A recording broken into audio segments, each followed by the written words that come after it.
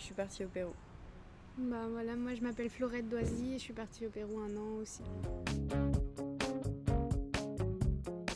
C'est vaste.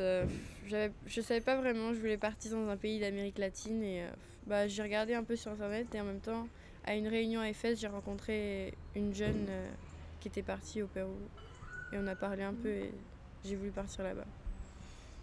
Moi j'ai voulu un pays qui parlait espagnol, donc il n'y avait pas l'Espagne et puis j'étais partie sur le Costa Rica jusqu'à ce qu'on me dise que c'était plus américain que l'Amérique latine et donc j'ai regardé et puis après je me suis dit que le Pérou c'était quand même un pays bien riche en histoire, il y avait beaucoup de diversité, tout ça. Donc voilà, c'était le Pérou. Des lamas partout. Et les gens habillés de couleur avec le Machu Picchu derrière. Parler, ça allait moi parce que mon frère est parti Moi aussi. 1 an en Belgique, du coup il parlait français et il m'a pas mal aidé au début. Mais sinon, il me parlait pas souvent français, donc c'était dur au début la langue, ouais. Moi, je comprenais l'espagnol, mais ce qui a été dur, c'est plus que je m'entendais pas avec ma famille d'accueil. Mais ça, c'est autre chose. Super bien, moi franchement j'ai adoré ma famille, ils étaient super gentils, on faisait pas mal d'activités ensemble. Et ouais, franchement, dès que je pourrais retourner là-bas, j'irai pour les revoir. Moi, c'est pas que j'aimais pas ma première famille d'accueil. J'aurais pu rester avec eux, mais ils m'ont annoncé après 1 mois qu'ils se séparaient. Du coup, j'ai appelé ma volontaire d'AFS. En fait, je disais rien et j'ai pleuré au Skype et du coup, ma famille a appelé AFS Pérou. C'est le truc à ne pas faire, mais bon, voilà. Et après, j'ai changé de famille d'accueil. Et donc après, c'était vraiment génial. Tout parfait, quoi. Presque. Et ma sœur d'accueil, c'était comme une vraie sœur. Donc au bout d'un moment, on a commencé à se disputer très très fort. Et après, on a accepté que l'autre avait d'autres idées. Donc vraiment, c'est ma deuxième famille. Moi, ça s'est super bien passé aussi dans le collège. Enfin, tous les élèves, dès le premier jour, sont venus vers moi, me voir, savoir d'où je venais, ce que je faisais. C'était vraiment super sympa. Moi, dans mon premier collège, je parlais pas espagnol et ils osaient pas venir me voir. Du coup, c'était plus difficile. Mais je me dis, en fait, mon dernier mois dans ce collège-là, c'était le meilleur parce que je parlais plus. Du coup, c'est moi qui allais vers les gens quand même. Et du coup, c'était bien. Et dans mon deuxième lycée, c'était tout le monde qui allait vers tout le monde. Donc c'était comme si j'étais une nouvelle élève normale dans la classe. Donc j'avais plein d'amis aussi. Pas si différent que ça. Les gens, ils sont...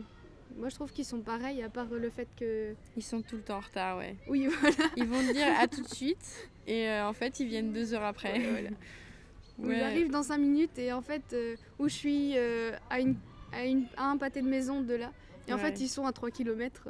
Ils arrivent pas. 1 heure après, oui. Ouais. Voilà, la ponctualité, c'est pas ça. Je pense qu'ils sont quand même plus gentils, plus proches des gens, plus tactiles. Enfin, en France, on se fait la bise là-bas. On se fait plus de câlins. Ouais, beaucoup plus proches. Oui, ils arrivent vers toi et en fait, c'est pas la bise, c'est pas 2, c'est genre un seul bisou sur la bouche. Sur la joue, ouais, sur la joue. Ouais. C'est étonnant. Ça m'a aidé à être beaucoup moins timide, moi, parce que avant j'étais super timide et ça m'a appris à voir 2 mondes différents, enfin 2 pays différents, des cultures différentes. Ouais, ça m'a pas mal aidé, ouais.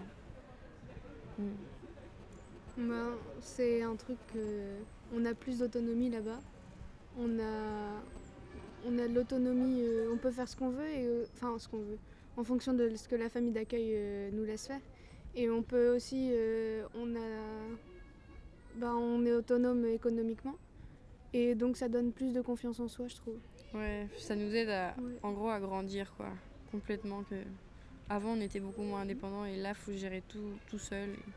C'est beaucoup mieux, moi, je trouve. Plus on se cultive. Oh là là. De pas rester trop enfermé, je veux dire. Ouais. Au Pérou, ils ont différentes habitudes, genre ils sortent en soirée, tout ça, tout le temps. Mais c'est pas une raison pour dire, je veux dire, de décider de s'amuser, je crois. De sortir, ouais. Pas rester tout seul enfermé parce que de toute façon, il y a plein d'activités à faire. Ouais. Enfin, moi où j'étais, j'habitais à la plage et j'avais toujours plein d'activités à faire. Sortir avec les autres, avec mes amis, les amis de mes frères. Moi, j'ai été à Cusco avec ma famille d'accueil en vacances. En fait, ma sœur d'accueil avait vraiment envie d'aller voir le Machu Picchu. Elle connaissait pas, moi non plus. Bon, moi, c'était en option d'aller le voir parce que j'étais bien quand même dans ma ville. Et en fait, du coup, c'était les 25 ans de mariage de mes parents. Du coup, on leur a offert en gros 2 nuits d'hôtel dans un hôtel là-bas. Et comme ils ne se séparent jamais de leurs enfants, ils nous ont emmenés dans leur lune de miel, entre guillemets, de 25 ans de mariage. Et donc, on a pu visiter le Machu Picchu et tout ça. Et on était allé avec une autre d'AFS, mais qui venait d'Équateur. Et j'ai trouvé ça vachement sympa que ma sœur puisse connaître une autre française que moi. Et elle était vachement sympa avec elle. Et je trouve que c'est beau. Ouais, moi aussi c'est un peu pareil. C'est quand on est parti en vacances, on est parti en vacances tous en famille. C'était vraiment super bien réunis. Et sinon, à mon anniversaire aussi, ils m'ont fait une bonne soirée surprise. C'était franchement super gentil, quoi. Ouais.